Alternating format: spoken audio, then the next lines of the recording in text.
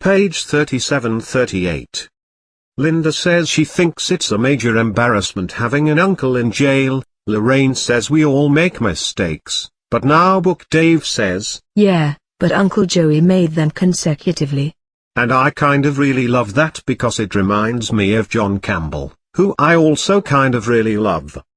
Then Dave says, God damn it, I'm late. And his mom says, David, watch your mouth.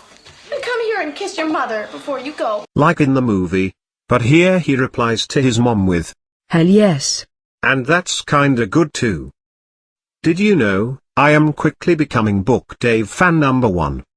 So then Book Dave goes off to work, but instead of going by bus like in the movie he takes his car, and it's good they changed it because it kind of raises the obvious question of why doesn't Marty just borrow Dave's car if it's so important, gosh.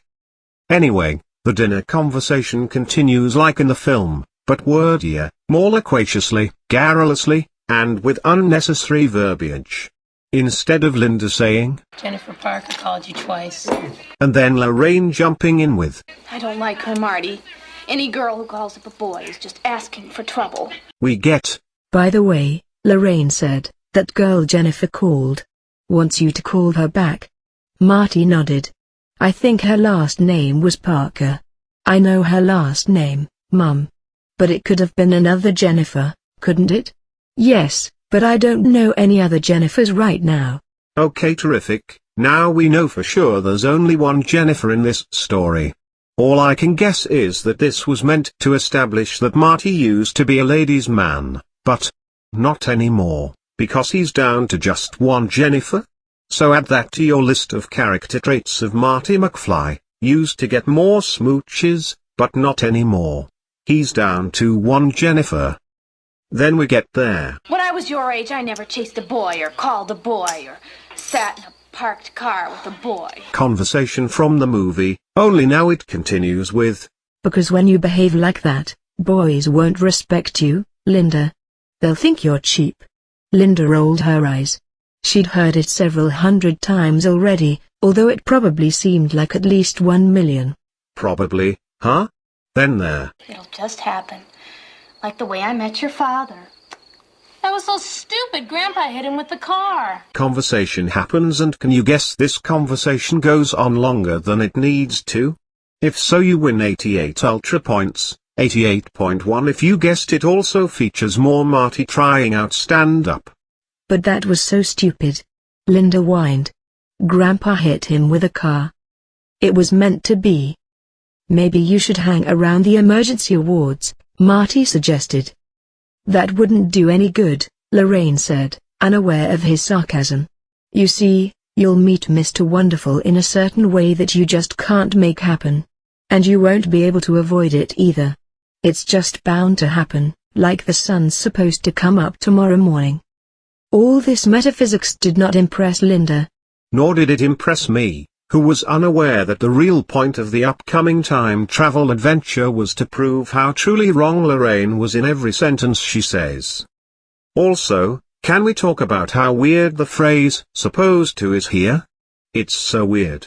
Putting it in front of come up tomorrow is entirely unnecessary, and it's such an odd and clunky phrasing that I looked into it, and yes, it turns out that this post you're reading now is the very first time that phrase has ever been typed onto the internet, while the more natural non-awkward phrasing of the same sentiment that could have been used, sun coming up tomorrow, has been typed out over 1,460,000 times.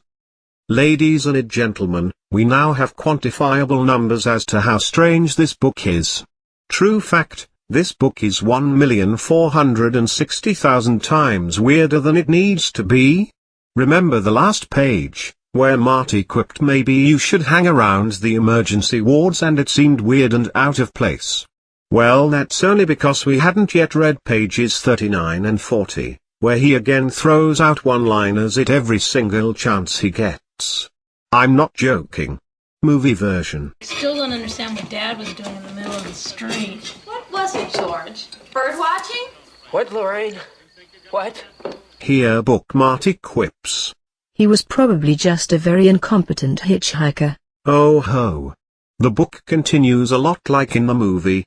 Lorraine, anyway, Grandpa hit him with the car and brought him into the house. He was completely unconscious. And Marty interrupts to say, "Oh ho ho." The book conversation doesn't have Linda say. You felt sorry for him, so you decided to go with him to the fish under the sea dance. But instead just has Lorraine give it to you straight, as she says. The very next weekend, we went on our first day. The Enchantment Under the Sea school dance. Does Marty have a zinger for this one? Oh man, he does. Under the sea? Marty interrupted again. You mean everyone came dressed as a clam or an oyster? Movie version continues. No, it was the Enchantment Under the Sea dance. Our first date. I'll never forget it. It was the night of that terrible thunderstorm, remember, George? Your father kissed me for the very first time on that dance floor. And it was then that I realized that I was going to spend the rest of my life with him. Comedian Book Marty interrupts with a well-timed. That really must have been some thunderstorm. The movie scene ends at this point, but here in the book, surprise, it just keeps going and going. I can't believe Dad actually got up enough nerve to kiss you in public, Linda said.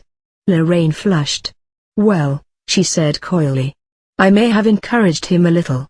I bet you had to practically jump on his bones, Marty offered.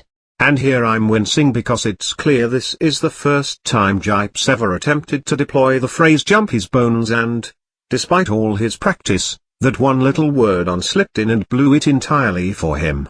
Or no. Or geez. Okay. Now that Marty's done cracking jokes, I would like to pause and offer up the following image in thanks to whatever editor it was who took it upon themselves to mercilessly cut every one of Marty's lines in this scene except for one. Watch the film again and you'll see all Marty does is say Uncle Jailbird Joey in this scene and then remains strangely, entirely, mercifully silent while all the other characters talk around him, even staying quiet when they discuss Jennifer and the fact that she called. Given what we now know, Marty would have said if he'd gotten the chance, it was the right call, anonymous editor, and for that, I award you massive props. Oh wait, this scene isn't over yet. Marty stands up, declines a piece of non-homecoming cake, and Lorraine continues to reminisce. I did. I practically had to, not wishing to fall into contemporary obscene talk, as she called it. She let the rest of the sentence die in her throat. And this whole thing sucks because now it's no longer a surprise at how sexually aggressive his mom is in the past, because she straight out gives us a heads up in advance. Anyway, then Lorraine looks around and sees Marty's gone, George is lost in his papers, and Linda's busy looking out the window at something happening next door. This is amazing, by the way. Linda, you are amazing. Finding herself alone, what does she do? How does chapter 2 end?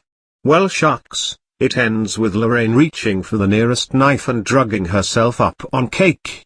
Smiling in anticipation, she carved herself a 4-inch wedge, shoved it onto her coffee saucer, and began to attack it. As the creamy icing melted in her mouth, so evaporated any feelings that the past 30 years had been anything but glorious. Amazing. Chapter 2, Ladies and Gentlemen.